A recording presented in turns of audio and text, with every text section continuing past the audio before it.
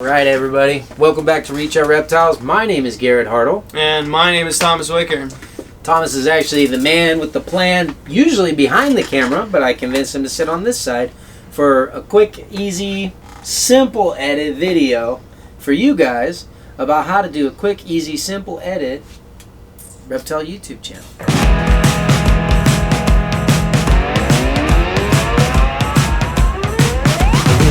In today's video, we have 5 tips that we want to discuss kind of from our unique perspectives on what you might want to consider if you wanted to start your own reptile YouTube channel.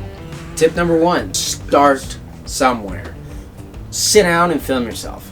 Start somewhere, learn and adapt. If you hate the videos later, you can delete them, but sit down and do things. So every time you're trying to make a video, do one little thing better. And even if it's nothing that nobody notices, but you notice, you're like, dang, I did a good job. I promise, the longer you stick out making videos, even if you have no idea what you're doing, you're gonna get better. Point number 2, we touched on a little bit. You have to work with what you got. Along with that point, working with what you got, from the reptile side, I would say, you may not be the only person with the leopard gecko. You might not be the only person with a bearded dragon out there. But you're the only person with your bearded dragon.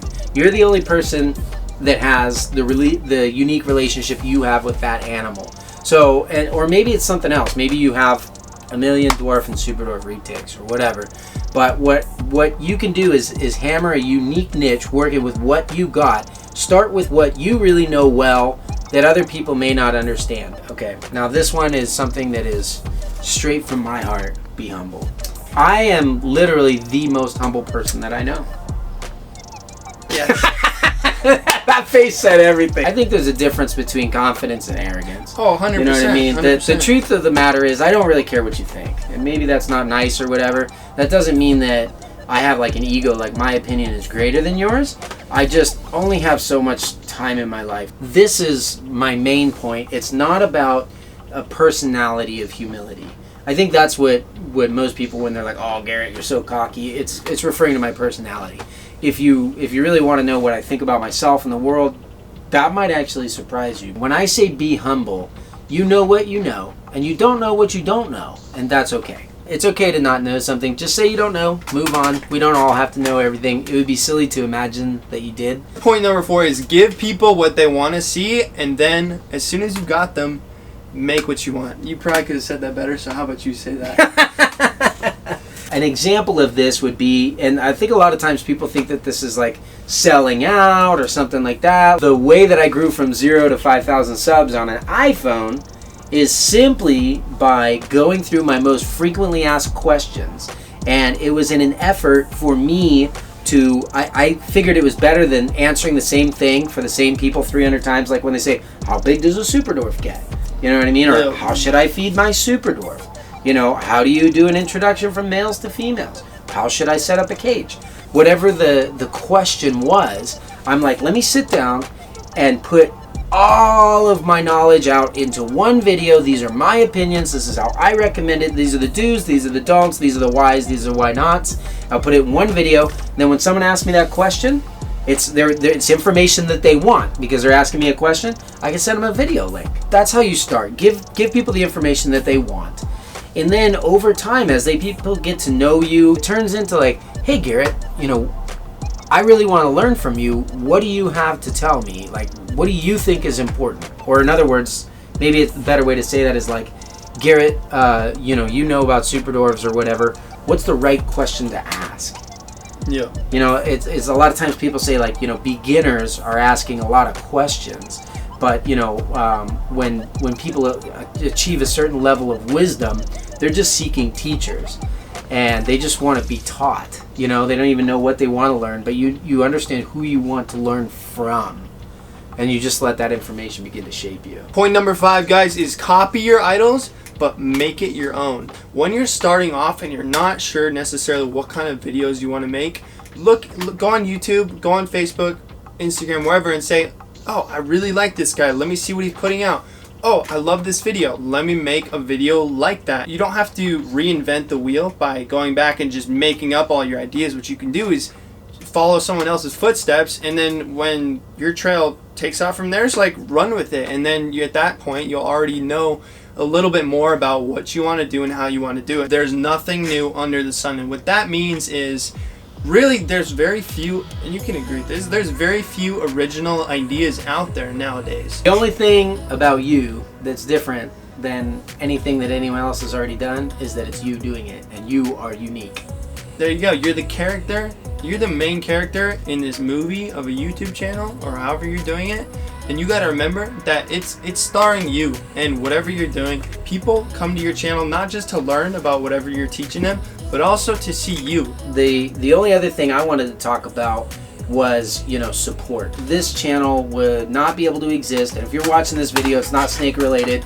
I suspect either you are really interested in doing YouTube stuff, or you just love hanging out with us at Reach Out Reptiles, and that's probably mostly the case by this late in this video.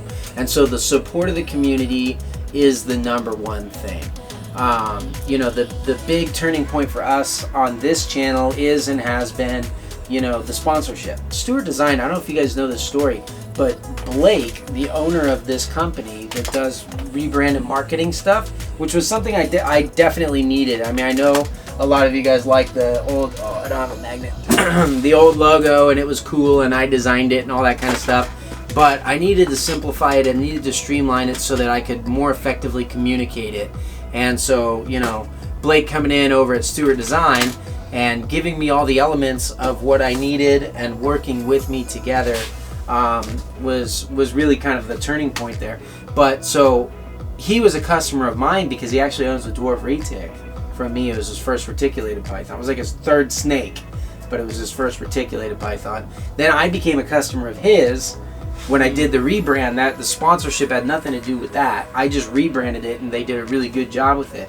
And then I thought, you know what? A lot of why people follow us is not just for Super Dwarf tips, but I think a lot of people follow us for the different business insights, because we do share a lot about this business and our growth, and we're pretty transparent about how that stuff works. Some would call it oversharing, but I think it's oversharing. The right oversharing. The people on this on the viewership on this channel, a lot of times the people are getting into super doors. It's not because they're like, oh, I'm a beginner and I don't know anything, so I need a really small retic. Because if that was you, you could just go get a corn snake or something. Most of these people are interested in some form of keeping at a higher level. Mm-hmm. You know what I mean? Maybe it's investment breeding, or just, really unique animal collecting, or having something that they can talk about that, other people are like, oh, really? You have that kind of super dwarf or whatever. That's really interesting, and the conversational piece. And so those people, that viewership, our channel is very strong with those kind of people that are interested in that stuff. And having, working with Stewart Design firm has really been a big deal for me. We're actually going to go down and film with them tomorrow. You won't see it tomorrow.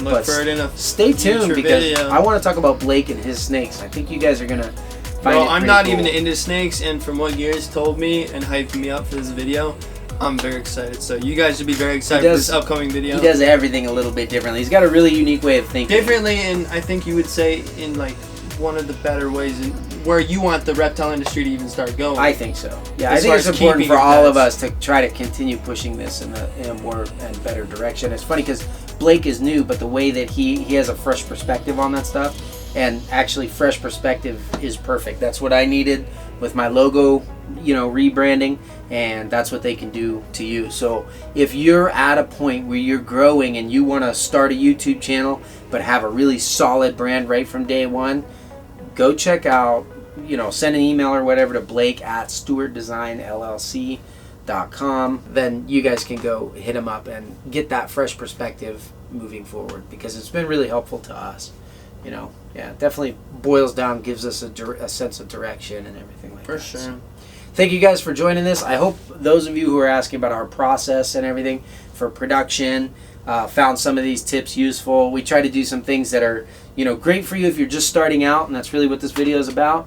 But honestly, these are a lot of things that I'm still learning after a couple years of being on YouTube. And like, this is a constantly evolving thing. We're far from perfect. The fact that we're filming on a cardboard box right now. You don't know really what you don't know, Thomas. Exactly, man. And I that's need to okay. get that tattooed somewhere. To be honest. All right, Yeah, well, hey, I appreciate you bringing me on today. Yeah, buddy. Alright, guys. Hope you guys enjoyed this kind of like behind the scenes, laid back, little bit of an interview. We'll catch you next time.